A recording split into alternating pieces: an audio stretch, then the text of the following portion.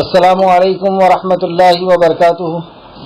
الحمد للہ ان الحمد للہ نحمده ونستعینه ونستغفره ونعوذ باللہ من شرور انفسنا ومن سیئات اعمالنا من يهده الله فلا مضل له ومن يضلل الله فلا هادي له واشهد ان لا اله الا الله واشهد ان محمدا عبده ورسوله اما بعد فان خير الحديث كتاب الله وخير الهدي هدي محمد صلى الله عليه وعلى آله وسلم وشر الأمور محدثاتها وكل محدثة بدعة وكل بدعة ضلالة وكل ضلالة في النار رب اشرح لي صدري ويسر لي أمري واحلل عقدة من لساني يفقهوا قولي رب زدني علما رب زدني علما رب زدني علما آمین یا رب العالمین۔ ہر قسم کی تعریف، حمد اور شکر صرف اور صرف اللہ رب العزت کے لیے لائق اور زیبا ہے، جو ساری کائنات کا ایک و تنہا خالق، مالک، مربی اور منتظم ہے۔ درود و سلام ہو انبیاء اکرام پر، خصوصاً نبی مکرم رحمت للعالمین امام الانبیاء محمد صلی اللہ علیہ وسلم پر، آپ کے اہل بیت پر اور اصحاب اکرام پر۔ اس مختصر سے درود و سلام کے بعد معزز سامعین اکرام، آج انشاءاللہ تعالی آیت نمبر 42 سے کلاس رہے گی۔ موسیٰ علیہ السلام کا جو واقعہ ابھی چل رہا ہے، یہ دعوت کے نکات پر کہ جب ہم کسی کو برائی سے روکیں اور اچھائی کی طرف لائیں تو اس کے کیا اصول ہوا کرتے ہیں، اور مدعو کے یا داعی کے کیا اوصاف ہونا چاہیے، کیا اس کے اندر صفات ہونے چاہیے، اور کن کن چیزوں کا اسے لحاظ رکھنا ہوگا، کن کن چیزوں کا اسے خیال رکھنا ہوگا، اور مدعو کے کیا سوالات ہوا کرتے ہیں اور اس کے سوال کا کیا جواب دینا ہے، ان ساری باتوں پر مشتمل ہے یہ چند آیتیں۔ موسیٰ علیہ السلام کے واقعے میں سب سے پہلے ہم نے یہ پڑھا کہ موسیٰ علیہ السلام سے اللہ رب العزت نے کلام کیا، یعنی آپ کے اوپر وحی کا نزول ہوا، آپ نبوت سے سرفراز کیے گئے، آپ نبوت سے نوازے گئے۔ موسیٰ علیہ السلام کی اللہ نے تعریف کیا کہ موسیٰ ہم نے آپ کو چنا ہے اور آپ کی تربیت کیا ہے۔ پھر موسیٰ علیہ السلام کو اللہ رب العزت نے کچھ نصیحتیں کی، اور وہ نصیحت یہ تھی کہ قرآن کو، وحی کو غور سے سنیں، جو اللہ رب العزت کلام کر رہا ہے اس کلام کو یعنی وحی کو غور سے سنیں۔ دوسری، صرف اللہ کی عبادت کا حکم اور شرک کی نفی کا اعلان کیا گیا۔ تیسرا، اللہ کی یاد کے لیے نماز کو قائم کرنے کا حکم دیا گیا۔ چوتھا، آخرت کی فکر کے بارے میں بتایا گیا، یعنی ہمیں فکر آخرت ہماری زندگی کے اندر ہونا چاہیے۔ اور پانچواں، کہ غیر ایمان والوں کی بات کو نہیں ماننا ہے۔ غیر ایمان والا یعنی جو آخرت پر یقین نہیں رکھتا، وہ اپنی نفسانی خواہشات کے پیچھے چلتا ہے، وہ اپنی مرضی کی زندگی جیتا ہے، وہ اللہ کے حکموں پر، نبی کے حکموں پر نہیں جیتا۔ اور ہم کسی کی بات کم مانتے ہیں جب وہ ہمارا دوست ہوتا ہے یا ہمارا رشتہ دار ہوتا ہے، تو پتہ یہ چلا کہ ایسے لوگوں سے دوستی سے ہمیں بچنا چاہیے جو اللہ رب العزت کا دشمن ہو، اللہ کا نافرمان ہو، اور مرنے کے بعد کی زندگی کا یقین نہ ہو، اللہ پر یا قرآن کا یقین نہ ہو۔ اس واقعے سے ہم کیا سیکھ رہے ہیں اس کو ہم ساتھ میں لیتے ہوئے چل رہے ہیں۔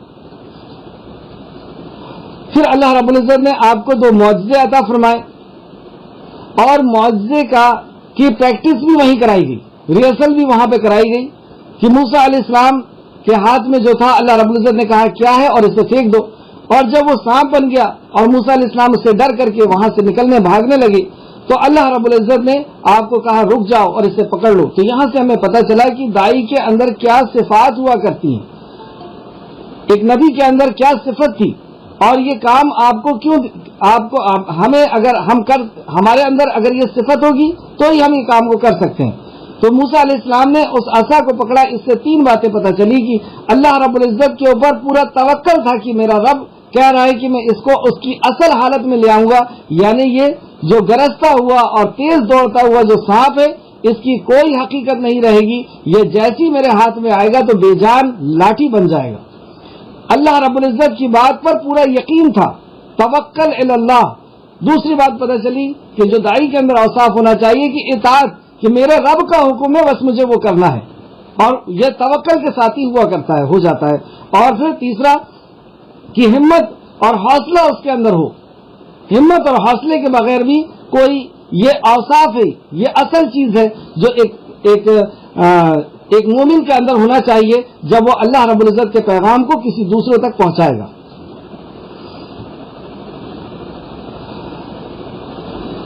تو سب سے پہلی 3 چیزیں ہمیں یہاں پتہ چلی کہ علم ہو، یعنی اللہ رب العزت کی معرفت ہو. اللہ کی معرفت ہوگی تبھی تو اللہ رب العزت کی بات پر یقین آئے گا، توکل آئے گا. جب تک اللہ کو نہیں جانے گا جب تک، تو یہ علم کے ساتھ ہوگا. علم ہوگا تو اللہ رب العزت کی معرفت ہوگی، اللہ کو جانے گا. جب اللہ کو جانے گا تو توکل آئے گا.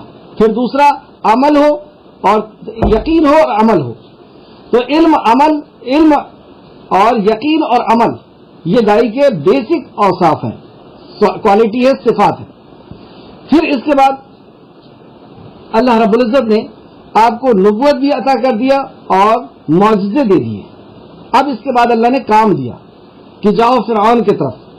تو موسیٰ علیہ السلام نے کچھ دعا کی اور کچھ ڈیمانڈ، دعا یعنی ڈیمانڈ مانگنا اللہ رب العزت سے. تو کیا ڈیمانڈ تھی؟ موسیٰ علیہ السلام نے ڈیمانڈ کی رب اشرح لی صدری، اے اللہ میرے سینے کو کھول دے. یعنی ہر قسم کی کجی اور ہر قسم کی کمی سے اور ہر کسی کے وسوسے سے، ہر چیز سے کھول دے. رب اشرح لی صدری ویسر لی امری، اور میرے کام کو آسان کر دے. تو موسیٰ علیہ السلام نے اس کام کو اپنا کام سمجھا. اگر ہم بھی اس کام کو کرنا چاہتے ہیں تو اس کام کو ہم اپنا کام سمجھیں گے تو یہ کام ہم سے ہو پائے گا. تیسرا وَحْلُلْ عُقْدَةً مِّن لِّسَانِي يَفْقَهُوا قَوْلِي، اور میری زبان کی لکنت کو کھول دے تاکہ وہ میری بات کو سمجھ سکے. تو بات کو سمجھانا یہ اصل ہمارا مقصد ہونا چاہیے. ہماری سیکھی یا ہماری پوزیشن بتانا یا ہمارا علم بتانا اور علم کا رعب بتانا یہ ہماری نیت نہیں. موسیٰ علیہ السلام نے کہا کہ میری بات وہ سمجھ سکے. تو یہاں پہ زبان کی وسعت کا آپ نے دعا کی. تو ہمیں بھی چاہیے کہ جب ہم کسی کو بات سمجھا رہے ہیں تو اس کی لینگویج میں، اس کی زبان میں بات کو سمجھائیں. اسے امپریس کرنے کے لیے اگر ہم زیادہ انگلش یا زیادہ عربی یا زیادہ فارسی یا زیادہ گاڑی اردو بولیں گے تو وہ امپریس تو ہو جائے گا. تو اگر ہمارا یہی نیت تھی تو اس کا بدلہ بھی مل گیا. ہم یہی چاہتے تھے کہ وہ ہمیں بڑا عالم سمجھے یا بڑا پڑھا لکھا سمجھے، تو اس نے سمجھ لیا. تو یہ دعوت کا کام نہیں ہوا، یہ تو اپنی ذات کی دعوت کا کام ہو گیا. اپنی ذات سے مرغوب کرنا، اپنی ذات سے امپریس کرنے کا کام ہو گیا. ہم تو اللہ رب العزت کے کلام کو، اللہ رب العزت کے دین کو، اللہ رب العزت کی وحدانیت کو لے کر کے گئے ہیں، تو اس میں ہماری ذات نہیں ہے. تو ہم جب کسی مدعو کے پاس جائیں گے، کسی کے پاس جائیں گے تو اس کی زبان میں بات کریں گے. ہماری کوئی وقت، ہماری کوئی اوقات، ہماری کوئی پوزیشن ہمیں بتانا مقصود نہیں، یہی ریاکاری ہو جائے گی. تو ہم اس کی زبان میں بات کریں گے. اور جیسے پچھلی بار بھی میں نے بتایا تھا کہ سب سے جو اہم چیز ہے ایک داعی کے اندر، جو اس کے اوصاف ہے اور باہر سے جو چیزیں ہوا کرتی ہیں، اس میں یہ زبان کا بہت اہم رول ہوا کرتا ہے. اگر وہ ہماری بات سنے گا، سمجھے گا تو وہ آگے بڑھ پائے گی بات. اور سمجھا ہی نہیں اس نے تو پھر کیا بات، ہمارا مقصد ہی کیا، ختم ہو گیا ہمارا مقصد. تو اللہ رب العزت یہاں پہ ہماری نیت کو صحیح کرے اور ہم اس کی زبان میں بات کریں تاکہ وہ بات ہماری سمجھ سکے. تیسرا، اس کے بعد باہر سے انہوں نے کیا چیز مانگی. اگر ہمیں کوئی یہ کہے کہ آپ کو اس کام کو کرنا ہے، اللہ کے پیغام کو لوگوں تک پہنچانا ہے، تو ہمارے ذہن میں چند باتیں آئیں گی کہ ہمیں کتنی پیمنٹ ملے گی، یا ہمیں کچھ کیش دے دیا جائے، کچھ دولت دے دی جائے، یا ہمارا کوئی سینٹر ہو، ہماری کوئی مسجد ہو، مدرسہ ہو، یا ہمارے پاس کوئی پاورفل انسان ہو، کوئی پاور ہو. موسیٰ علیہ السلام نے ان اسباب کو نہیں مانگا اور ترجیح کس اسباب کو دی. مطلب یہ اسباب ہیں، اس کی ضرورت ہے، لیکن ترجیح کس کی دی؟ اس کا نام بھی نہیں لیا یہ تینوں چیزوں کا، اور ترجیح دی افراد کو.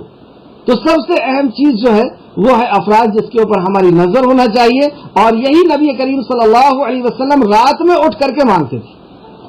دن میں ایک ایک گھروں میں جاتے تھے، ایک ایک انسان کے پاس جاتے تھے، اور رات میں اٹھ کر کے پیسہ، بلڈنگ اور یہ سب کچھ نہیں مانگتے تھے. کیا مانگتے تھے؟ اے اللہ فلاں کو ہدایت دے دے، اے اللہ فلاں کو ہدایت دے دے. تو افراد قیمتی ہے. اگر افراد آ گیا تو اس کے اندر جو کوالٹی ہے وہ آپ کو مل جائے گی. اس کے اندر دولت کی کوالٹی بھی ہو سکتی ہے, اس کے اندر پاور کی کوالٹی بھی ہو سکتی ہے, اس کے اندر دوسری چیزیں بھی ہو سکتی ہے. یہ ساری چیزیں جب فائدے مند ہے جب افراد صحیح ہے, ہدایت یافتہ ہے, اور اگر ہدایت یافتہ نہیں ہے تو یہ ساری چیزیں بیکار ہوا کرتی ہیں. اللہ رب العزت نے اس دعا کو قبول کیا اور موسیٰ علیہ السلام کو ہارون عطا کیا. اب پھر وہی مطالبہ کہ فرعون کے پاس جانا ہے, تو اللہ رب العزت نے ایک واقعے کو یہاں پہ ہمارے سامنے پیش کیا اور موسیٰ علیہ السلام کو بھی وہ واقعہ سنایا کہ اس کے پہلے تم بہت چھوٹے تھے, کوئی طاقت نہیں تھی, نہ بولنا آتا تھا, نہ دوڑنا آتا تھا, نکلنا آتا تھا, نہ پکڑنا آتا تھا, کچھ نہیں. اس وقت ہم نے اس فرعون سے تمہاری مدد کی ہے, تمہاری حفاظت کی ہے. اس فرعون کے گھر میں رکھ کر کے جو میرا اور تمہارا دشمن تھا تمہیں پروان چڑھایا ہے. اب تو تمہارے پاس نبوت ہے, اب تو تمہارے پاس معجزہ ہے, اب تمہارا وہ کیا کر پائے گا. اور جوانی میں دھوکے سے تم سے جو اس آدمی کا قتل ہو گیا تھا, اس وقت بھی اللہ رب العزت بتائے کہ ہم نے تمہیں کتنی خوبصورتی سے یہاں سے نکال دیا اور دوسری جگہ تمہیں پناہ دی, وہاں پہ تمہیں بیوی بھی عطا کی اور 10 سال رہنے کی جگہ بھی عطا کی. اس حادثے سے ہم نے کیا سیکھا کہ ہماری زندگی کے اندر بھی جو حادثے آتے ہیں وہ اللہ کی طرف سے ہے, اور اللہ ہمارے لیے غلط فیصلہ نہیں کرتا. وہ ہمارا خالق ہے, وہ ہم سے محبت کرنے والا ہے. کئی ماؤں سے زیادہ ماؤں کے اندر بھی محبت اسی نے ڈالی ہے. اس کی 100 حصے میں سے ایک حصہ محبت کا اس نے دنیا کے اندر ڈالا. وہ کتنی تو جو بھی حادثے ہماری زندگی کے اندر آتے ہیں وہ ہمارے رب کے فیصلہ ہے, اور ہمارا رب کا فیصلہ غلط نہیں ہوتا. اس کے پیچھے کوئی نہ کوئی حکمت ہوا کرتی ہے. ایک بات. دوسری بات یہ کہ جو پریشانیاں ہمارے اوپر آئی تھی ان پریشانیوں سے کس نے نکالا ہمیں؟ اسی رب نے ہمیں نکالا ہے, اور اسی نے ہمیں ان پریشانیوں میں بچایا بھی ہے. کئی بار غلطیاں ہوئی, بڑی بڑی غلطیاں ہوئی, لیکن لوگوں کے سامنے رسوا ہونے سے ہمارے رب نے بچا لیا. غلطیوں پہ رسوا ہونے سے بچا لیا, بڑی پریشانیوں سے بچا لیا. اب تو ہم نیک کام کرنے کے لیے جا رہے ہیں, اب تو اس کے پیغام کو پہنچانے کے لیے جا رہے ہیں. کیا اللہ ہمیں نہیں بچائے گا؟ جب گناہوں سے بچا لیا اب کیا نہیں بچائے گا؟ تو یہ ہمارے لیے ایک عبرت ہے کہ ہم پچھلی زندگی کو دیکھیں کہ کئی بار بڑے بڑے حادثے ہوئے اور ہمارے رب نے ہمیں بچایا ہے, تو وہی رب ہمیں پھر بچائے گا. موسیٰ علیہ السلام نے ایک باہر سے جو ڈیمانڈ کی تھی, اندر سے جو ڈیمانڈ کی تھی کہ میرا دل جو ہے رب اشرح لی صدری ویسر لی امری, میرے کام کو آسان کر دیجئے, تو اللہ رب العزت نے آپ کے کام کو آسان کیا. اور ہمیں بھی یہ دعا کرنا چاہیے, اللہم لا سہل الا ما جعلتہ سہلا وانت تجعل الحزن اذا شئت سہلا, کہ اللہ کوئی کام آسان نہیں مگر جسے تو آسان کر دے. اور موسیٰ علیہ السلام نے ہارون علیہ السلام کو زبان کی لکنت کے تعلق سے کہا اور پھر کہا کہ مجھے ہارون دے دے. افراد مانگا, اور کسی بھی آرگنائزیشن کے کامیابی اور ناکامیابی کے پیچھے یہی راز ہوا کرتا ہے. تو موسیٰ علیہ السلام کو ہارون دیے گئے. اس تعلق سے امام بخاری نے ایک بہت پیاری حدیث لے کر کے آئے ہیں کہ اللہ رب العزت نے نبی کریم صلی اللہ علیہ وسلم کو کون سا ہارون دیا. وہ کون سے صحابی ہیں جن کو اتنا بڑا مقام و مرتبہ عطا کیا گیا کہ اللہ کے نبی نے فرمایا کہ میرا ہارون تو علی ہے. سیدنا سعد بن ابی وقاص رضی اللہ عنہ بیان کرتے ہیں کہ رسول کریم صلی اللہ علیہ وسلم نے سیدنا علی سے فرمایا, کیا تم اس پر خوش نہیں ہو کہ تم میرے لیے ایسے ہو جیسے موسیٰ کے لیے ہارون علیہ السلام تھی. بخاری شریف حدیث نمبر 3706. ہر صحابہ کا آپ دیکھیں الگ الگ مقام و مرتبہ نبی مکرم صلی اللہ علیہ وسلم نے فرمایا. جیسے عمر فاروق کے لیے کہا کہ میرے بعد نبوت کا سلسلہ ختم نہ ہوتا تو عمر نبی ہوتے. ابوبکر صدیق کے لیے کہا کہ میں اللہ کو اگر میرا رب اللہ اگر میرا دوست نہ ہوتا تو ابوبکر میرے دوست ہوتے. تو گویا کہ ہر وقت میں الگ الگ صحابہ کا الگ الگ مقام و مرتبہ ہے. تو یہ بہت ہی اونچا مقام و مرتبہ ہے کہ جو ہارون علیہ السلام کے ذریعے سے موسیٰ علیہ السلام کو ہمت اور حوصلہ اور آپ کی کمر کسی تھی, اس طریقے سے حضرت علی کے تعلق سے بھی فرمایا گیا. اب دیکھتے ہیں آیت نمبر 42 کے پہلے 41. یہ ساری چیزیں جب اللہ رب العزت نے دے دیا تو فرمایا اعوذ باللہ من الشیطان الرجیم واصطنعتک لنفسی, اور میں نے تجھے اپنی ذات کے لیے خاص طور پر بنایا ہے.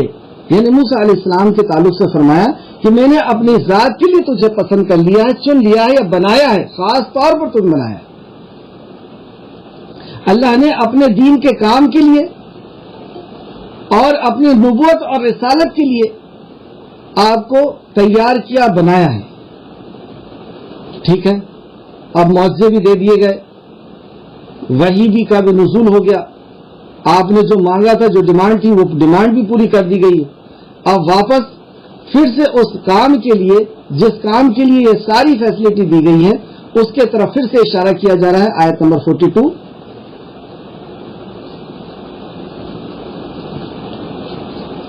اذهب انت واخوک بآیاتی، تو اور تیرا بھائی میری نشانیاں لے کر کے جاؤ، اور تم دونوں میری یاد میں سستی نہ کرنا۔ تم دونوں فرعون کے طرف جاؤ، بلا شبہ وہ سرکس ہو گیا ہے، چنانچہ تم دونوں اس سے نرمی سے بات کرنا، شاید کہ وہ نصیحت کو پکڑے۔ 5 بہت اہم نکات کہ ہمارے اندر دائی کے اوصاف آ گئے ہیں، یعنی اللہ کے کلام، نبی کے فرمان کا ہمیں علم حاصل ہو گیا ہے، اس پر ایمان ہو گیا، اس پہ عمل ہو گیا، اور زبان ہماری وہ ہے جو جس کو ہم سمجھانے کے لیے جا رہے ہیں، وہ زبان ہے۔ اللہ رب العزت سے دعا کیے، اور اب ہم جب اس کے سامنے جائیں گے تو کس انداز سے جائیں گے، اس انداز کو سکھایا جا رہا ہے۔ اصل میں یہ دین، یہ زندگی گزارنے کا طریقہ، یہ کام جو ہے وہ اللہ رب العزت کا ہے، یہ دین اللہ کا ہے، تو اس میں ہماری نہیں چلے گی، ہماری سوچ، ہماری عقل، ہمارا لاجک، ہمارے جو ہے قصے کہانیاں نہیں چلیں گی۔ یہاں پر ہر چیز ہمارے خالق کے مطابق ہوگی، یہ کام اس کا ہے، اور کام بھی ویسا کرنا ہوگا جیسا وہ چاہتا ہے۔ تو کیسا چاہتا ہے؟ اب اس نبی مکرم موسیٰ علیہ السلام کو اللہ رب العزت گائیڈ کر رہے ہیں، بتائیں۔ اور ہم کسی کو سمجھتے نہیں کہ کوئی ہمارے لیے ضروری ہے، بس ایک جذبہ پیدا ہوا کہ ہمیں کام کرنا ہے، اور بس اپنی مرضی سے جیسا سمجھ میں آ رہا ہے ویسا کام کرنا۔ آپ دیکھیے ایک ایک لمحہ یا ایک ایک قدم پر آپ کو اللہ رب العزت کی طرف سے کس انداز میں گائیڈ لائن دی جا رہی ہے۔ اور یہ آپ اور بھی دیکھیں گے 300 کچھ جگہ میں اللہ رب العزت نے کل کہا کہ نبی مکرم یہ کہیے، اور جب نبی مکرم نے کہا تو پھر انہوں نے سوال کیا، تو پھر اللہ رب العزت نے کہا کہ ان کو یہ جواب دیجیے۔ قدم قدم پر یہ گائیڈ کیا جاتا ہے کہ اس طریقے سے کام کو کرنا ہے۔ تو دیکھیں سب سے پہلے کیسے کام کرنا ہے۔ اللہ رب العزت کہتا ہے تو اور تیرے بھائی میری نشانیاں لے کر جاؤ، یعنی موسیٰ علیہ السلام اور ہارون علیہ السلام کو جانے کا حکم دیا۔ تو یہاں سے پتہ چلا کہ اگر ساتھی ہو تو ساتھی کے ساتھ جائے، ویسے اکیلے بھی جا سکتے ہیں، جیسے نبی کریم صلی اللہ علیہ وسلم سے اور صحابہ سے دونوں سنتیں ملتی ہیں۔ نبی مکرم صلی اللہ علیہ وسلم جب طائف گئے تھے تو زید بن حارث کے ساتھ گئے تھے، اور بھی دوسری جگہ جاتے تھے تو صحابہ جاتے تھے کئی بار، لیکن نبی مکرم اکیلے بھی جایا کرتے تھے۔ اگر نہیں ہے وقت پہ کوئی ساتھی تو ہم اکیلے جائیں گے۔ تو اور تیرا بھائی جاؤ، کیسے جائیں، کیا لے کر کے جائیں؟ میری نشانیاں لے کر کے جاؤ۔ تو موسیٰ علیہ السلام کے پاس کیا نشانیاں تھیں؟ نشانیاں جو آپ جانتے تھے، اللہ رب العزت کے وجود باری تعالیٰ کی دلائل، اللہ کے ہونے کی دلیل، سورج، چاند، زمین، آسمان، انسان، جانور، یہ جتنی بھی چیزیں نظر آ رہی ہیں یہ سب اللہ کی نشانیاں ہیں۔ اور دوسری نشانیاں کیا تھی؟ دوسری نشانیاں جو آپ کو عصا یعنی معجزہ دیا گیا تھا، عصا دیا گیا تھا، اور دوسری چیز جو دی گئی تھی آپ کو کہ آپ کا ید بیضا، آپ کا ہاتھ جو چمکتا ہوا باہر آ جاتا تھا، تو اس کی طرف اشارہ کیا گیا۔ ہمیں کیا لے کر کے جانا ہے؟ ہمارے پاس کون سا معجزہ ہے؟ پچھلی کلاس میں وہ حدیث آئی تھی کہ نبی مکرم نے فرمایا کہ ہر نبی کو ایک معجزہ دیا گیا جو ان کے ساتھ چلا گیا، مجھے جو معجزہ دیا گیا ہے وہ قرآن۔ تو ہمیں بھی اللہ کا کلام لے کر کے، اور دیکھیں گے آپ قرآن کے اندر 13 یا 17 مقام پر اللہ رب العزت 13 مقام پر یہ فرمایا کہ محمد صلی اللہ علیہ وسلم انہیں قرآن سنائیے۔ تو ہمیں بھی اللہ کا کلام اور نبی کا فرمان سنانا ہوگا، یہی دو چیز لے کر کے جانا ہوگا۔ ہم اگر اپنے لاجک کی بات کرتے ہیں ہم اپنے قصے کہانی کی بات کرتے ہیں, ہم اپنے طریقے سے سمجھانے کی بات کرتے ہیں تو فیل ہو جائیں گے. ہمیں اللہ رب العزت کا کلام ہی سنانا ہوگا, وہی ہمارے لیے معجزہ ہے. اور اسی کے ذریعے انسان کو جو ہے شہر رمضان الذی انزل فیہ القرآن ھدی للناس, اگر ہم چاہتے ہیں کہ لوگوں کو ہدایت ملے تو ھدی للناس اللہ رب العزت نے قرآن کو کہا ہے. تو تم اور تمہارے بھائی میری نشانیاں لے کر جاؤ, اور تم دونوں میری یاد میں سستی نہ کرنا. اللہ اکبر. دوسرا حکم, اسے ہم کوئی چیز سمجھتے نہیں. کبھی آپ نکلیے گا اس نیت سے کہ یہاں کا جو سب سے زیادہ شرکس انسان ہے, سب سے زیادہ ظالم انسان ہے, جو انسانیت کے اوپر بھی ظلم کر رہا ہے, اپنی ذات کے اوپر بھی ظلم کر رہا ہے, اور مجھے اسے دعوت دینے کے لیے جانا ہے. آپ دیکھیں گے شیطان کی طرف سے ایک ڈر وہ ڈالتا ہے, ایک وسوسے کرنا شروع کرتا ہے. کئی قسم کے وسوسے آئیں گے. سب سے پہلا کہ میرے اوپر تو فلاں فلاں الزام لگے ہوئے, داڑھی والے ہیں, داڑھی والوں کے اوپر پہلے سے الزام ہے, اور لوگ یہ کہیں گے کہ 900 چوہے کھا کے بلی حج کو چلی, پہلے تو اتنے سارے برے برے کام کر لیے اور اب بڑے بہت صحیح شریف آدمی بن کر کے جا رہے ہو. یہ شیطان وسوسے لائے گا. پھر شیطان ایک اور وسوسے لائے گا, تم عالم ہو کیا؟ تم عالم نہیں ہو, پھر کیسے کام کر رہے ہو؟ تمہاری زبان میں لکنت لے کر کے آئے گا کہ تم فلو میں بات نہیں کرتے ہو, اور فلاں تمہارے پیچھے لگے ہیں, ایسا ہے ویسا ہے. ان ساری چیزوں کا جواب ہے یہ, اور تم دونوں میری یاد میں سستی نہ کرنا, اللہ رب العزت کے ذکر کو لازم پکڑنا. سورہ توبہ آیت نمبر 67 کے اندر اللہ فرماتا ہے کہ اللہ رب العزت اتنی سخت انداز سے فرماتا ہے کہ اس نے مجھے بھلا دیا تو میں نے بھی اسے بھلا دیا. کتنی بڑی بات ہے کہ اگر ہم اللہ رب العزت کو ذکر نہیں کریں گے گویا کہ ہم نے اللہ کو بھلا دیے. تو اللہ سورہ توبہ آیت نمبر 67 کے اندر فرماتا ہے کہ اس نے مجھے بھلا دیا, میں نے بھی اسے بھلا دیا. اسی طریقے سے آپ دیکھیں الا بذکر اللہ تطمئن القلوب, سورہ رعد آیت نمبر 28 کے اندر اللہ نے فرمایا الا خبردار ہو جاؤ, بذکر اللہ, الا بذکر اللہ تطمئن القلوب, دلوں کا سکون, دلوں کا اطمینان, اور یہ گھبراہٹ اور بے چینی اور شیطان کی طرف سے جو وسوسے ہیں, ان سب سے سکون کہاں سے حاصل ہوگا؟ الا بذکر اللہ تطمئن القلوب, دلوں کا سکون تو میرے ذکر میں. اس طریقے سے سورہ کہف آیت نمبر 28, سورہ کہف آیت نمبر 28, سورہ زخرف آیت نمبر 36, سورہ نجم آیت نمبر 29, سورہ نجم آیت نمبر 29, سورہ مجادلہ آیت نمبر 19, سورہ اعراف آیت نمبر 101 201 201, سورہ آل عمران آیت نمبر 135. اتنی جگہ میں آپ دیکھیں گے, اور بھی بہت سی جگہ ہیں کہ ذکر کی کتنی بڑی اہمیت ہے. تو دوسرا اصول یہ ملا. پہلا اصول کہ اللہ کا کلام اور نبی کے فرمان سے ہم لیس ہوں گے, ہمارے اندر وہ ہوگا ایمان, علم ہوگا, ایمان ہوگا, عمل ہوگا. اور دوسری چیز کہ جب ہم نکلیں گے اس پیغام کو پہنچانے کے لیے تو ہماری زبان کے اندر اللہ رب العزت کا ذکر ہونا چاہیے, کثرت سے ہم ذکر کریں. تیسرا اصول, تم دونوں فرعون کی طرف جاؤ. کیوں جاؤ؟ اللہ فرعون کو ہی کیوں چنا؟ بلا صبح وہ شرکش ہو گیا ہے کیونکہ اس نے شرکسی کی ہے. کیا شرکسی کی اس نے؟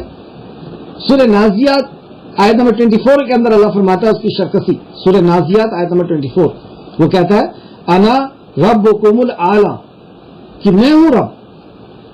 بتائیے اس سے بڑی شرکسی اور کیا ہو سکتی ہے کہ وہ کہہ رہا ہے کہ میں رب ہوں, میں پیدا کرنے والا ہوں, میں پالنے والا ہوں, میں ضرورت کا پورا کرنے والا ہوں, میں دنیا کا بنانے اور چلانے والا ہوں, میں ہی سب کچھ ہوں. جب کسی کو دولت مل جاتی ہے تو اکثر لوگوں کے دماغ اسی طریقے سے پھرتے ہیں.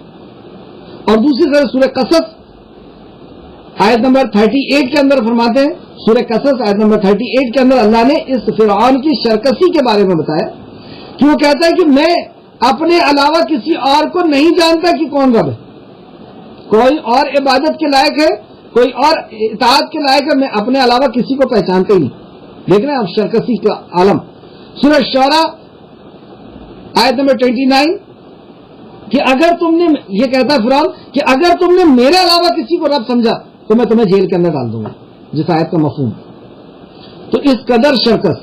اور دوسری شرکسی کیا کی؟ یہ تو اپنی ذات کے اوپر شرکسی کی, اور دوسری طرف شرکسی اس نے یہ کیا کہ بنی اسرائیل کو غلام بنا کر کے رکھ لیا.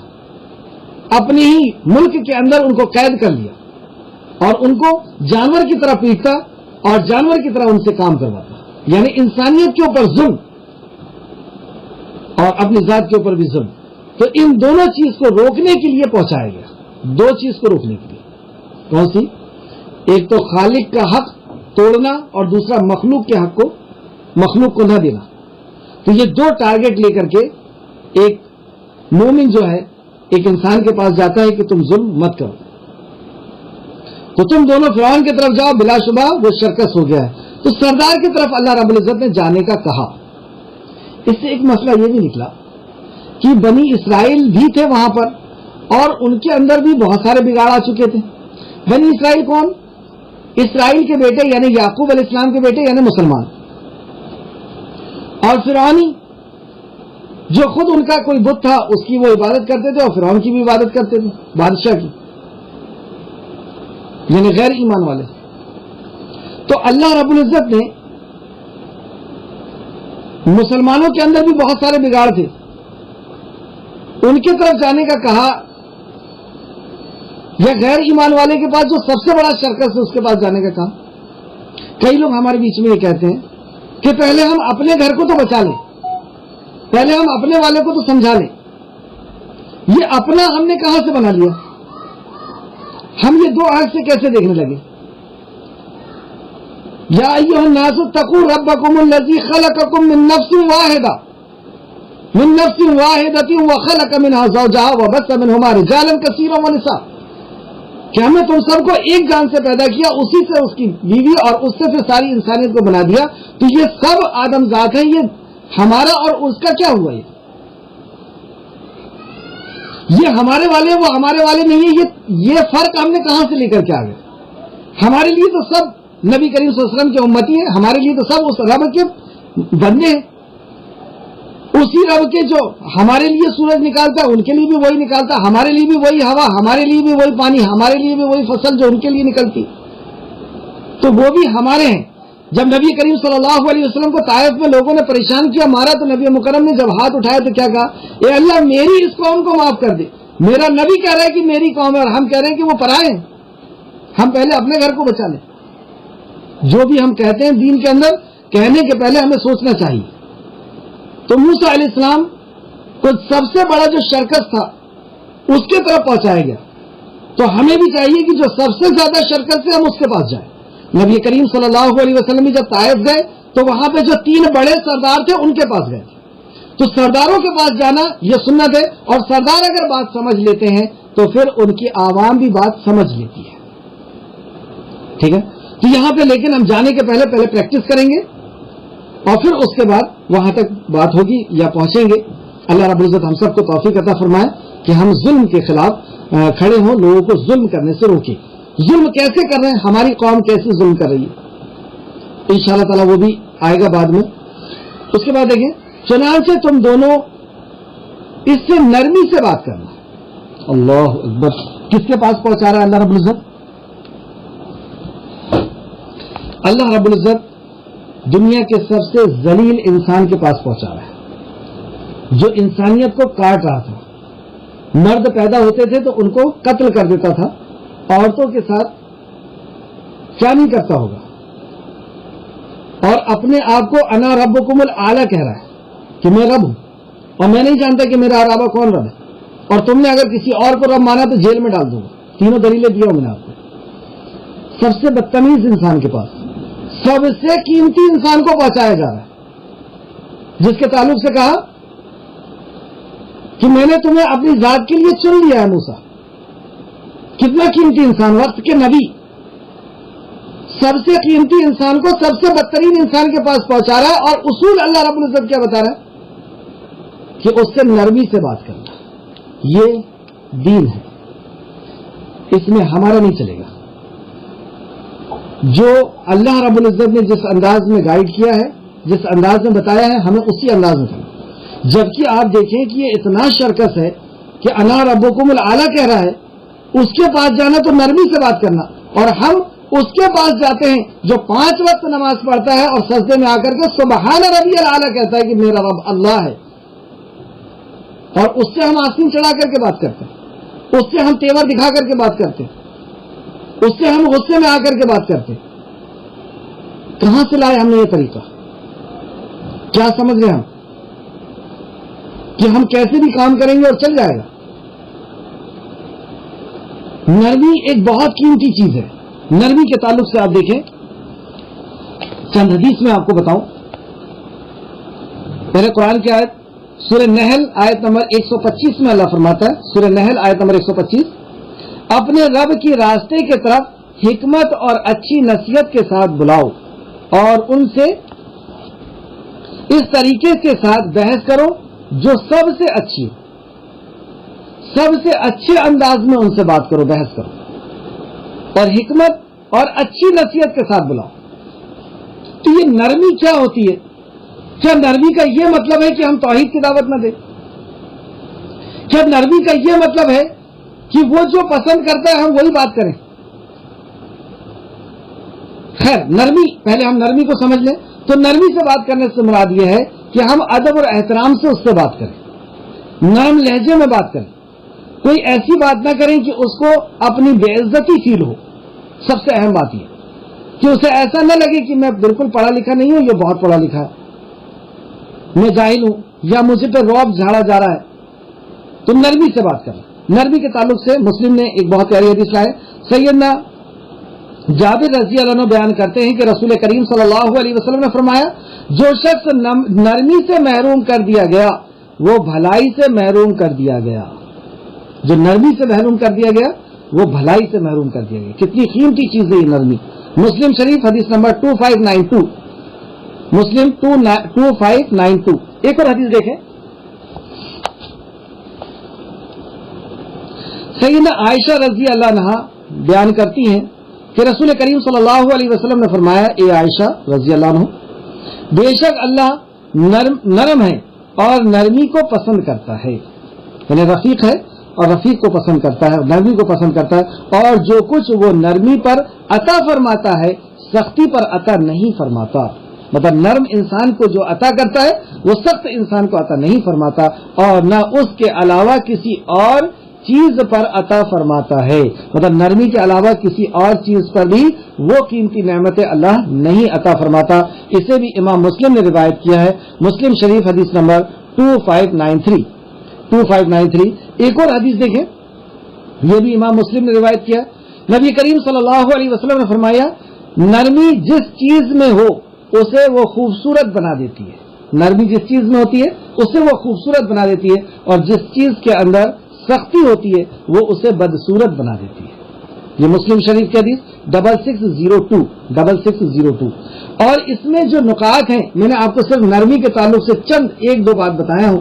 میں آج ایک تفسیر پڑھ رہا تھا، انہوں نے نرمی کے تعلق سے 44 پوائنٹس لکھی تھی، اور ایک خاتون ہے، تفسیر انہوں نے لکھی ہے سوال جواب کے انداز میں، اور صرف اس ایک ٹکڑے پر نرمی کے اوپر انہوں نے 44 پوائنٹس لکھے. اللہ اکبر! ایسے ایسے لوگ ہیں جو اللہ کے کلام سے اتنی زیادہ قربت رکھتے ہیں. بہرحال تو ہمیں نرمی سے بات کرنا ہے، اور تم دونوں میری یاد میں سستی نہ کرنا، اور تم دونوں فرعون کی طرف جاؤ، بلا شبہ وہ سرکس ہو گیا، چنانچہ تم دونوں اس سے نرمی سے بات کرنا. ایک سوال میرے ذہن میں یہ آیا کہ نرمی کیسے آئے گی؟ تو ظاہر سی بات ہے اس کے لیے ہم دعا کریں اور اپنے آپ کی پریکٹس کریں کہ جب ہم کسی سے بات کرتے ہیں تو کہیں ایسا تو نہیں کہ ہمارے اندر غصہ آنے لگتا ہے یا ہم جھڑکنے لگتے ہیں یا اس کو ڈانٹنے لگتے ہیں. اس کی پریکٹس کریں. اور پھر ایک اور نسخہ کہ ہم جس کو دعوت دے رہے ہیں اس کے لیے دعا کریں، خوب دعا کریں اس کا نام لے کر. تو جب دعا ہم کسی کے لیے کرتے ہیں تو اس کے لیے ہمارے دل میں محبت پیدا ہو جاتی ہے، اور جب ہم کسی سے محبت کریں گے اور اس سے بات کریں گے تو ہماری زبان میں سخت لہجہ نہیں آئے گا. مطلب ایسی زبان سے بات نہیں نکلے گی کہ اس کے دل کو ٹھیس پہنچے، اور اگر اس کے دل کو ٹھیس نہیں پہنچ رہی ہے گویا کہ یہ نرمی ہے. لیکن ٹھیس کیا ہے؟ ہمارے انداز میں سختی نہیں ہونا، لیکن جو حق بات ہے اس بات کو تو کہنا ہوگا. اور کیا حق بات ہے؟ نرمی کا مطلب یہ نہیں ہے کہ ہم وحدانیت کی ہی دعوت نہ دیں، توحید کی ہی دعوت نہ دیں اور اس کو ظلم سے نہ روکیں. یہ بالکل نہیں. آپ دیکھیں اب آگے آ رہا ہے کہ کس طریقے سے اور کس چیز کی دعوت دیتے ہیں، نرمی اور سختی کو بھی ہم وہاں پہ سمجھ لیں گے. تو چنانچہ تم دونوں اس سے نرمی سے بات کرنا. سورہ نحل وغیرہ میں نے اس کے تفصیل میں بتا دیا ہوں. سورہ نحل آیت نمبر 125. ہاں ہو گیا انشاءاللہ. کیوں نرمی سے بات کرنا؟ 5واں پوائنٹ، شاید کہ وہ نصیحت پکڑے یا یاد رکھے. شاید وہ نصیحت پکڑے یا یاد رکھے. کیا پتہ چلا اس سے؟ کہ ہمارے اندر ہماری جو نیت ہے وہ نیت یہ ہونا چاہیے کہ یہ ہماری بات کو، اس نصیحت کو یہ پکڑ لے، یہ نصیحت کو سمجھ لے، یہ نصیحت کو سیکھ لے، یہ نصیحت کو جان لے، اس کی اصلاح ہو جائے. یہ ہماری نیت ہونا چاہیے. ہماری نیت یہ نہیں ہونا چاہیے کہ ہم غالب آ جائیں اس کے اوپر، ہم دلیلوں پہ دلیلیں پیش کریں اور اسے خاموش کر دیں. تو ہم مناظرہ تو جیت جائیں گے لیکن مدعو ہار جائیں گے. ہم اپنا رعب تو ثابت کر دیں گے کہ ہم بہت علم والے ہیں، بہت پڑھے لکھے ہیں، ہمیں بہت اچھی انگلش اور بہت اچھی عربی اور بہت اچھی اردو آتی ہے اور ہمیں بہت سارے دلائل آتے ہیں. لیکن کہیں ایسا نہ ہو کہ مدعو ہم ہار جائیں. تو نرمی سے ہم بات کریں کہ اس کے دل کو ٹھیس نہ پہنچے، اور ہمارے ذہن کے اندر صرف ایک بات ہونا چاہیے کہ میں مناظرہ ہار جاؤں تو ہار جاؤں، مجھے یہ ان پڑھ سمجھ لے، مجھے یہ کسی لائق نہ سمجھے، سب کچھ چلے گا، لیکن یہ وحدانیت کے اوپر آنا چاہیے. یہ ظلم سے دور ہونا چاہیے. یہ جو اپنی ذات کے اوپر ظلم کر رہا ہے، شراب پی رہا ہے، جوا کھیل رہا ہے، مرڈر کر رہا ہے، چوری کر رہا ہے، یہ اس سے آزاد ہونا چاہیے. یہ اپنی بیوی اور اپنے بچوں کے اوپر جو ظلم کر رہا ہے اس سے یہ آزاد ہونا چاہیے. یہ جو اندھ وشواس کا اس نے چولا پہنا ہوا ہے، اس اندھ وشواس سے یہ نکلنا چاہیے کہ کبھی پتھر کے پاس، کبھی جانور کے پاس، کبھی انسان کے پاس، کبھی مردے کے پاس کھڑا ہے. یہ اندھ وشواس سے یہ نکلنا چاہیے. یہ ہماری نیت ہونا چاہیے خالص. چل 5 چیز یہاں پہ پتہ چلی. سب سے پہلی، جب ہم دین کے بارے میں بتانے جائیں گے تو کن باتوں کا خیال رکھیں گے؟ کہ اللہ کی نشانیاں لے کر کے جائیں گے. یعنی اللہ رب العزت کے وجود باری تعالیٰ کی دلائل ہم پیش کریں گے، سورج، چاند، زمین، آسمان وغیرہ کو دکھا کر کے، اور اللہ کے کلام اور نبی کے فرمان سے پیش کریں گے. ساتھی ہو تو ٹھیک ہے. دوسرا، ذکر کرتے ہوئے رہیں گے. ہمیشہ ہماری زبان میں اللہ رب العزت کا ذکر ہوگا، ہمارا کانفیڈینس لیول بھی بڑھے گا اور ہم ڈپریشن کے شکار نہیں ہوں گے. تیسرا، شرکس انسان کے پاس جائیں گے. نیک انسان کے پاس جانے سے کیا فائدہ؟ شرکس جو ظلم کر رہا ہے اپنے اوپر، اپنے بچوں کے اوپر. چوتھا، نرمی سے بات کریں گے. ہمارے لہجے میں اس کی بے عزتی نہیں ہونا چاہیے، نرم لہجہ ہونا چاہیے. پانچواں، نیت ہماری یہ ہونا چاہیے کہ اسے اصلاح اس کی ہو جائے، اس کی اصلاح پر ہماری پوری نیت ہونا چاہیے. آیت نمبر 45. اس دونوں نے کہا، اب جب یہ ساری چیزیں دے دی گئی اور وصیت بھی کر دی گئی کہ ان چیزوں کا خیال رکھنا ہے، اب آپ لوگ جائیے. ان 5 چیزوں کا خیال رکھنا، اب آپ جائیے. موسیٰ علیہ السلام پھر بات رکھتے ہیں.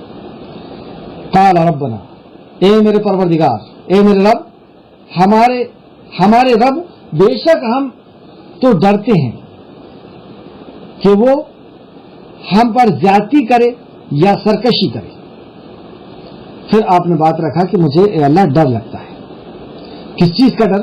کیونکہ آپ جانتے تھے کہ آپ جا کہاں رہے. اس دور کی سب سے بڑی حکومت کا سب سے شرکس بادشاہ، جو انسان کو ایسا قتل کرتا ہے کہ ہم جانور کو بھی ایسا قتل نہیں کر سکتے. اتنا سخت دل انسان.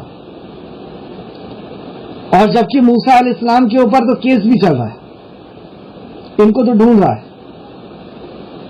اور ڈر کی دوسری وجہ کہ اس میں اگر وہ سرکشی کرے گا، یعنی اگر اس نے انکار کر دیا تو نبوت کا انکار، اللہ کا انکار، یہ عذاب کا باعث بن جائے گا.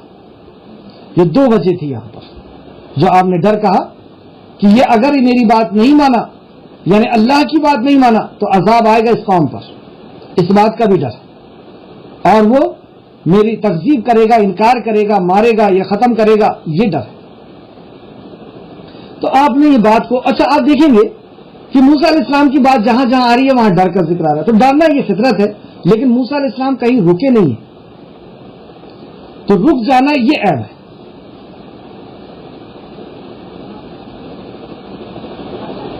ہے نا، رک جانا یہ غلط ہے۔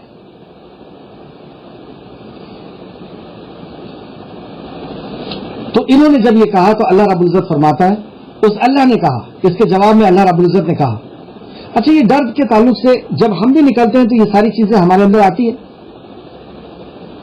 کہ ہمارے اوپر تو داڑھی کی وجہ سے کیس لگا ہوا ہے، کچھ بھی الٹا سیدھا لوگ بولتے ہیں، شیطان بھی وسوسے لے کر کے آتا ہے کہ عالم نہیں ہے، تمہاری بات میں فلو نہیں ہے، اور لوگ کیا کہیں گے، پہلے تو ایسے تھے اب بہت شریف بن گئے، 900 چوہے کھا کے بلی ہٹ جا رہی ہے،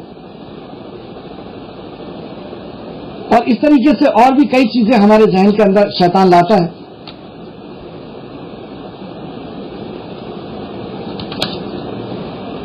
تو یہ ساری باتوں کا جواب اللہ رب العزت نے، اچھا موسیٰ علیہ السلام نے بھی، اس کے پہلے ہم دیکھ چکے ہیں کہ موسیٰ علیہ السلام بھی کہتے ہیں کہ میری زبان میں لکنت ہے، میرے بھائی ہارون کو آپ جو ہے نبوت دیجیے، اور میں تو وہاں سے بھاگ کر کے نکلا ہوں، اور بھی بہت سی باتیں۔ ان سب کا جواب پھر سے آیت دیکھیں، آیت نمبر 45، ان دونوں نے کہا اے میرے رب، بے شک ہم تو ڈرتے ہیں کہ وہ ہم پر زیادتی کرے یا سرکشی کرے، یعنی نبوت کا انکار کر دے یا ہمارے اوپر ظلم کرے۔ تو اس کے جواب میں اللہ نے کہا تم دونوں مت ڈرو، مت ڈرو۔ تو کیا یہ نہیں کہا یہاں پہ اللہ رب العزت نے کہ میں فرشتوں کو جماعت در جماعت نازل کروں گا، جیسے سورہ بقرہ میں، سورہ آل عمران اور سورہ نساء میں ہم پڑھ چکے کہ ڈرو نہیں، ہم 1000 کا لشکر پہنچائیں گے، 2000 کا لشکر پہنچائیں گے، پھر 3000 5000، یہ سب نہیں کہا اللہ نے۔ یہ نہیں کہا اللہ نے کہ جبرائیل کو تمہارے ساتھ لے کر کے چلے جاؤ، ڈرو نہیں، میں تمہارے ساتھ جبرائیل کو پہنچا رہا ہوں۔ جبرائیل کون؟ جن کا زمین پہ پیر ہو تو آسمان پہ سر ٹک جائے۔ یہ نہیں کہا کہ میکائیل اور اسرافیل کو لے کر کے چلے جاؤ۔ اللہ اکبر، اتنا اونچا کام ہے کہ اس کام کے لیے اللہ رب العزت نے کہا کہ ڈرو نہیں، تم دونوں مت ڈرو، اننی معاکم، کہ میں تمہارے ساتھ ہوں۔ شاید کہ موسیٰ علیہ السلام اسی کا انتظار کر رہے ہوں، اب پوری ٹینشن ختم، اب ایسا ایک فرعون نہیں 10 فرعون بھی آ جائیں تو موسیٰ کو کوئی گھبراہٹ نہیں علیہ السلام۔ کیا کہہ دیا اللہ نے؟ اننی معاکم، میں تمہارے ساتھ ہوں۔ اور میں کیسے ہوں تمہارے ساتھ؟ کہ میں سنتا بھی ہوں اور دیکھتا بھی ہوں، مطلب تمہارے اوپر اتنی قریب سے میں تمہارے ساتھ رہوں گا کہ میں تمہاری باتوں کو بھی سنوں گا اور تمہیں دیکھ بھی رہا ہوں گا۔ جاؤ موسیٰ تم، ایسی ہمیں بھی تو کہا ہے اللہ نے، ان تنصروا اللہ ینصرکم ویثبت اقدامکم، تم میرے دین کی مدد کرو میں تمہاری مدد کروں گا۔ ہے یقین؟ نہیں ہے، اس لیے کام بھی نہیں ہے۔ موسیٰ علیہ السلام کو پورا یقین تھا۔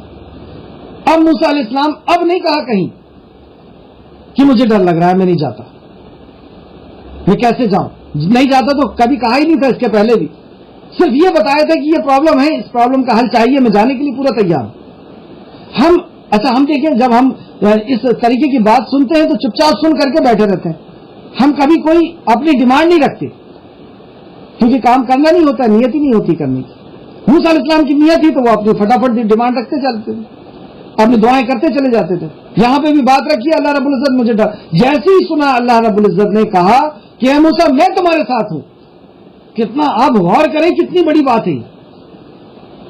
اس کے پہلے بھی جنگ بدر، جنگ احد کا ہم نے واقعہ سن چکا ہے، وہاں پہ کیا کہا اللہ نے؟ ہم فرشتوں کو پہنچائیں گے، اتنے فرشتے اتنے یہاں پر، اور اللہ کے نبی مکرم صلی اللہ علیہ وسلم کو بھی اللہ نے فرمایا کہ تم میرے دین کی مدد کرو میں تمہاری مدد کروں گا۔ جب غار ثور میں تھے تب بھی اللہ رب العزت نے کہا کہ اس کے بارے میں تمہارا کیا خیال ہے جس کا تیسرا اللہ ہے۔ تو اللہ رب العزت کا اگر ہم ساتھ چاہتے ہیں تو یہی کام کرنا ہوگا، اس کام کے لیے ہی اللہ رب العزت کا ساتھ ہے۔ تو بات ختم ہو گئی کہ اب تو ہمیں اب کسی بات کا کوئی ڈر نہیں۔ آگے دیکھتے ہیں آیت نمبر 47، لہذا تم دونوں اس کے پاس جاؤ اور کہو اب دیکھیے پھر گائیڈ کیا جا رہا ہے. اب جب جانے کے لیے تیار ہو گئے اور اللہ کی مدد بھی مل گئی، معجزہ بھی مل گیا، وحی بھی مل گئی، بھائی بھی مل گیا، ساتھی بھی مل گیا، اور شک کے صدر بھی ہو گیا، سینہ جو ہے اللہ رب العزت کے لیے کھول دیا گیا. رب اشرح لی صدری ویسر لی امری، کام کو اللہ نے آسان کر دیا. واحلل عقدۃ من لسانی، زبان کی لکنت بھی ختم. اب پوری تیاری کے ساتھ جب نکل رہے ہیں تو اب یہاں پہ پھر گائیڈ کہ جب اس کے سامنے جا کے کھڑے ہوگے تو کہو گے کیا. لہذا تم دونوں اس کے پاس جاؤ، ہے نا، ذکر کرتے ہوئے پہنچ رہے، بات نرمی سے کرنا، سب ساری چیزیں ہو گئی. اب اس کے بعد بھی سمجھایا جا رہا ہے. ہم لوگ اپنی مرضی سے کرنا چاہتے ہیں، جو ہمارے ذہن میں ہے، جو ہمارا طریقہ ہے وہ کریں. لیکن یہاں دیکھیں قدم قدم پہ رہنمائی کی، خالق کائنات کا کام ہے، اس کی رہنمائی کی ضرورت. لہذا تم دونوں اس کے پاس جاؤ اور کہو بے شک ہم تیرے رب کے رسول ہیں. دو بات. سب سے پہلے تیرے رب کے طرف سے آئے، ہم اپنی ذات کے لیے، اپنے کسی کے لیے نہیں آئے، تیرے رب کی طرف سے آئے. اور کیا ہے؟ ہم رسول ہیں. تو توحید ربوبیت اور رسالت کی دعوت. چنانچہ تو بنی اسرائیل کو ہمارے ساتھ بھیج دے اور انہیں مت ستا. تیسری دعوت کہ ظلم مت کر بنی اسرائیل کے اوپر، انہیں مت ستا، انہیں ہمارے ساتھ بھیج دے، اسے آزاد کر دے. اور پھر یقیناً ہم تیرے پاس ظلم مت کر. ہم بھی جب جائیں گے تو کیا کہیں گے؟ ظلم مت کرو اپنی جان کے اوپر، کہ تم شراب پی رہے ہو، ماں باپ کا حق ادا نہیں کر رہے ہو، پڑوسیوں کا حق ادا نہیں کر رہے ہو، تم اپنے آپ کو، ہے نا، جو ہے جوا اور کھیل رہے ہو، تو تم اپنے آپ کو برباد مت کرو. یہ ہم اس طریقے سے کہیں گے کیونکہ یہاں پہ تو ہم جس کے پاس جا رہے ہیں وہ بنی اسرائیل کے اوپر ظلم تو نہیں کر رہے نا.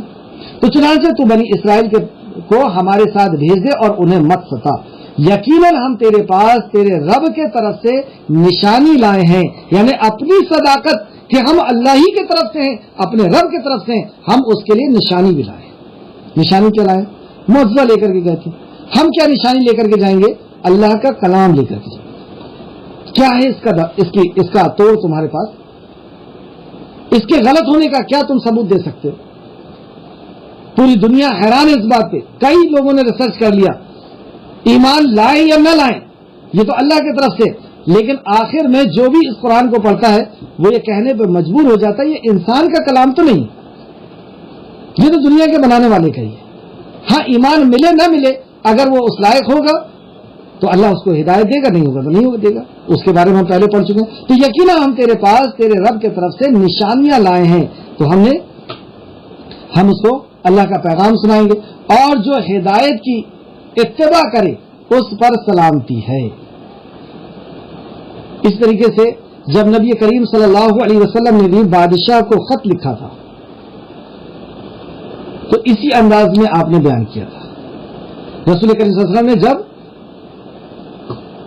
ہرقل یعنی عظیم روم کو خط لکھا تو آپ نے مکتوب میں یعنی اس خط میں یہ لکھا بسم اللہ الرحمن الرحیم، یہ مرکزی مضمون تھا، من محمد رسول اللہ صلی اللہ علیہ وسلم، یہ محمد صلی اللہ علیہ وسلم کی طرف سے ہے. لہذا اللہ ہرقل عظیم روم، ہرقل عظیم روم کے طرف. اس کا ترجمہ دیکھیں، شروع اللہ کے نام سے جو بڑا مہربان نہایت رحم کرنے والا ہے، محمد صلی اللہ علیہ وسلم کی طرف سے عظیم روم کی طرف جو راہ ہدایت کی پیروی کرے اس کے لیے سلامتی ہے. اما بعد، پھر اس کے بعد آپ نے میں تمہیں دین کی اسلام کی دعوت دیتا ہوں، مسلمان ہو جاؤ، سلامتی پالو گے، اللہ تعالیٰ تمہیں دگنا اجر دے گا اور ثواب عطا فرمائے گا. یہ حدیث جو ہے بخاری شریف کی ہے، بخاری شریف حدیث نمبر 4553. تو یہاں پر جب دعوت دی گئی تو دو چیز، کیا کیا چیز کہا گیا؟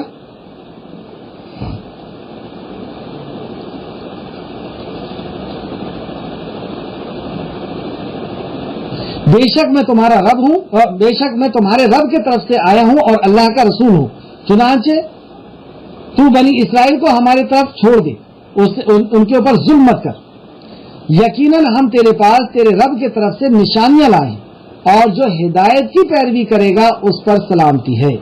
بلا شبہ ہمارے طرف وحی کی گئی ہے کہ یقیناً اس پر عذاب ہے جو تکذیب کرے اور پھر جائے. کیا ہم یہ دعوت دیتے ہیں؟ یہ ہے نرمی، یہ ہے حکمت. نرمی یعنی لہجہ ہمارا نرم ہو، ادب و احترام سے نرمی کے ساتھ ہم بات کریں، لیکن بات تو توحید کی ہی کرنا ہوگا، اور توحید کی بات بھی، اور اس کو ظلم سے بھی روک رہے ہیں. اور تیسری چیز، پہلا توحید کی دعوت، دوسرا ظلم سے روکا، اور تیسری بات رسالت کی بھی دعوت دی ہے. اور پھر اس کے بعد اس کو وعید سنائی گئی، اس کو انجام سنایا جائے کہ تم نے اگر اس دعوت کو قبول نہیں کیا، اس زندگی گزارنے کے طریقے کو قبول نہیں کیا،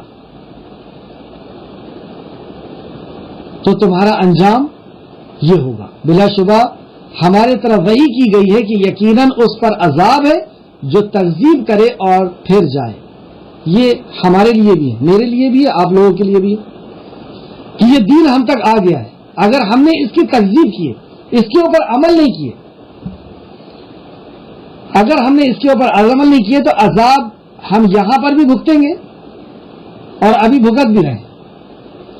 ایک دو نہیں، 8 قسم کے عذاب میں ملوث ہے مسلمان آج کل.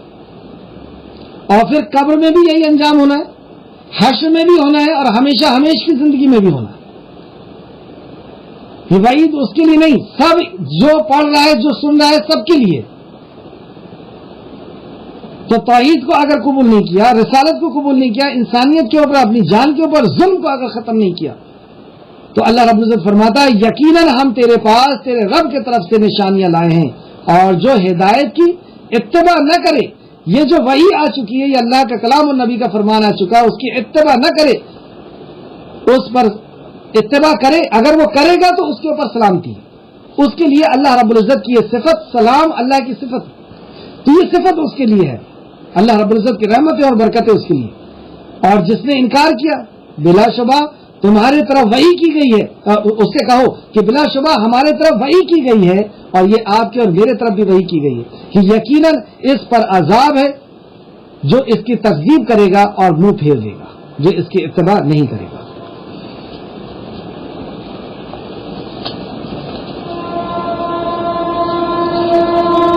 تو آیت نمبر 45 سے 46 تک، لوگوں کو برائی سے روکنے اور اچھائی کی طرف لانے کے کام میں ہمارا ساتھی کون ہے؟ جب ہم اس کام کو کریں گے تو ہمارا ساتھی کون ہے؟ اس آیت میں بتایا گیا کہ ہمارا ساتھی اللہ رب العزت ہے. تو اب ہمیں کسی بھی چیز کا کوئی وہ نہیں ہونا چاہیے، کیونکہ کوئی غلط کام نہیں کر رہا. لوگوں کو اندھ وشواس سے اور ظلم سے، آپس کے ظلم سے، اپنے آپ کے ظلم سے روکنا ہے. دوسری بات یہ،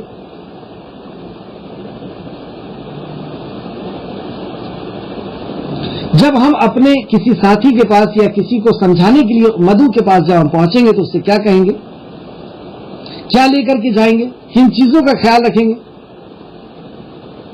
کہ ہم اسے یہ کہیں گے کہ اللہ اور اللہ کے نبی کی بات کو مان.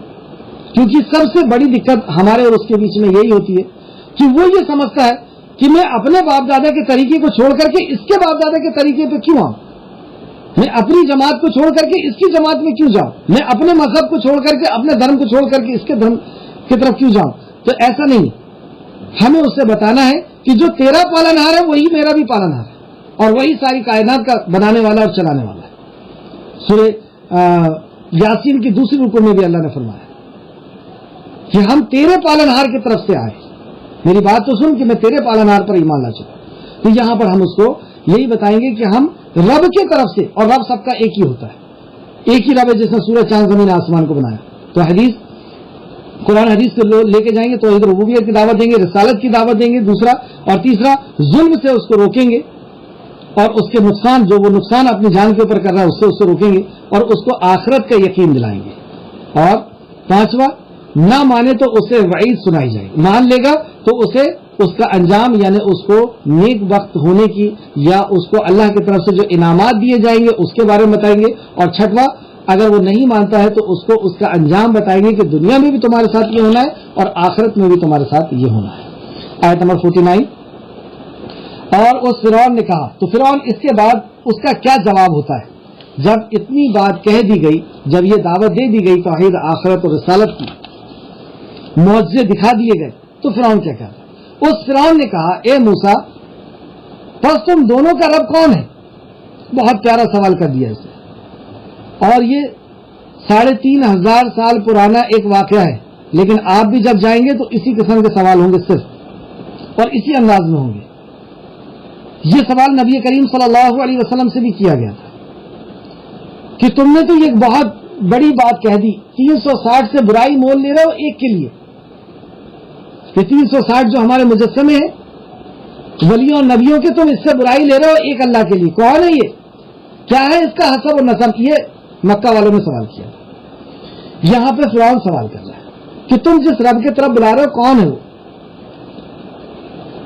یعنی مکہ والے کی بھی عقل حیران ہو گئی تھی کہ یہ پورے مکہ سے، مدینہ سے اور پوری دنیا سے برائی مول لے رہے ہیں، اور انسان سے تو انسان سے، یہ ہمارے معبودوں سے بھی برائی مول لے رہے ہیں، یعنی 360 سے بھی برائی مول لے رہے ہیں، جن کے نام سے وہ کانپتے تھے، جن کے سامنے وہ ادب سے کھڑے رہتے تھے، جن کو پیٹھ دکھا کر کے نہیں آتے تھے جیسے آج ہمارے معاشرے کے اندر ہوتا ہے، تو یہ ان سے برائی مول لے رہا ہے۔ یہ ہے کون جس کی طرف بلایا جا رہا ہے؟ یہ حیران و پریشان۔ اس طریقے سے فرعون بھی پریشان تھا کہ اتنی بڑی میری مملکت، اتنی بڑی سلطنت کا میں مالک، اور میرا یہ رتبہ اور یہ میرا پاور، اور یہ دو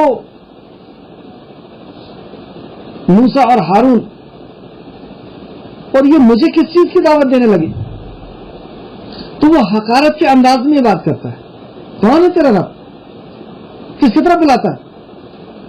تو موسیٰ علیہ السلام نے کیا جواب دیا، اور نبی کریم صلی اللہ علیہ وسلم نے کیا جواب دیا، اور یہ جواب نہ پہنچنا معاشرے کے اندر یہی ساری فساد کی جڑ ہے، کیونکہ یہ پہچانتی نہیں ہے اپنے رب کو۔ جب بچے کی ولادت ہوتی ہے تو سب سے پہلے ماں باپ کا پہچان کرائی جاتی ہے، لیکن افسوس ماں باپ کی کیوں پہچان کرائی جاتی ہے؟ کیونکہ وہی اس کی ضرورت کو پورا کریں گے، کسی اور کے پاس بچہ جائے گا تو وہ ضرورت پوری نہیں کرے گا، اس لیے ماں باپ کی پہچان کرائی جاتی ہے۔ اور اصل ضرورت کو پورا کرنے والا کون ہے؟